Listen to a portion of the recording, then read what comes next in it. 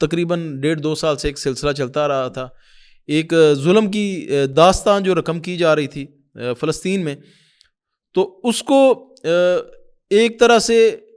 اس محاصرے کو توڑنے کے لیے ایک پورا قافلہ ایک نکلا، وہ ساری لوگ جانتے ہیں۔ اس حوالے سے آپ کے کیا تاثرات ہیں؟ اس قافلے کے جو شرکاء ہیں اور جو پاکستان سے خصوصاً جو شخصیات اس میں شریک ہوئیں، آپ ان کو کس نظر سے دیکھتے ہیں؟ بسم اللہ الرحمن الرحیم۔ سب سے پہلے تو میں نہض اسٹوڈیو کا اور آپ کا خاص طور پر شکر گزار ہوں کہ میرے خیالات جاننے کی آپ نے کوشش کی ہے۔ گزارش یہ ہے کہ یہ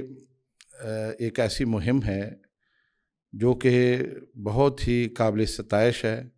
اور میں یہ سمجھتا ہوں کہ عرصہ دراز سے فلسطین میں جو کچھ ہو رہا ہے، جس طرح سے ظلم کا ایک بازار کھلا ہے اور قتل و غارت ہو رہی ہے، بچوں کو، معصوم لوگوں کو،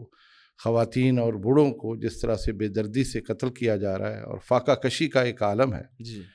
اس کے خلاف کوئی بھی آواز اٹھے، ظلم کے خلاف کوئی بھی آواز اٹھے کسی بھی شکل میں ہو، تو ہم سب کو اس کی تائید کرنی چاہیے اور اس کے ساتھ کھڑے ہونا چاہیے۔ صحیح۔ ہم اپنے طور پر تو دعا کر سکتے ہیں، ہمدردی کا اظہار کر سکتے ہیں، قلم کے ساتھ، اپنی آواز کے ساتھ اس پر احتجاج کر سکتے ہیں، لیکن عملاً اگر کوئی شخص کام کر رہا ہے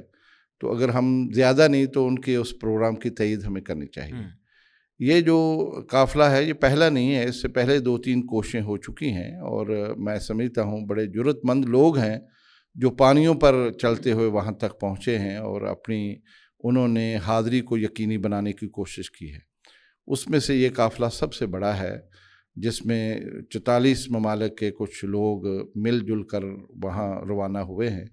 اور اپنے ساتھ کوئی اسلحہ نہیں لے کے گئے، کوئی ایسی آتشی چیزیں نہیں لے کے گئے،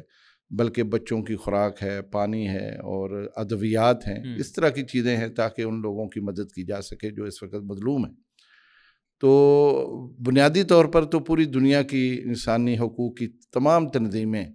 حتیٰ کہ بڑے بڑے ممالک، انہوں نے اس کی نہ صرف تائید کی ہے بلکہ بہت ساری تنظیموں نے اس کی ہمدردی کا اظہار بھی کیا ہے، اور یقیناً پاکستان سے بھی اس کے لیے آوازیں اٹھی ہیں، اور الحمدللہ بہت سارے لوگوں نے اس کی تائید کی ہے۔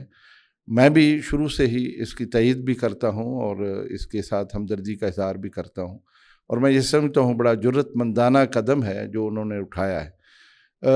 ہمیں نظر آتا ہے کہ اسرائیل اس سلسلے میں ان کا رستہ روکے گا اور انہیں غزہ تک پہنچنے نہیں دے گا، لیکن یہ سوچ کر انسان کوئی کام نہ کرے، یہ سوچ کر انسان رستے میں رک جائے یا وہ ہمت ہار جائے، یہ درست نہیں ہے۔ انہوں نے جو قدم اٹھایا، میں یہ سمجھتا ہوں باوجود اس کے کہ وہ ہم سے زیادہ باخبر لوگ تھے،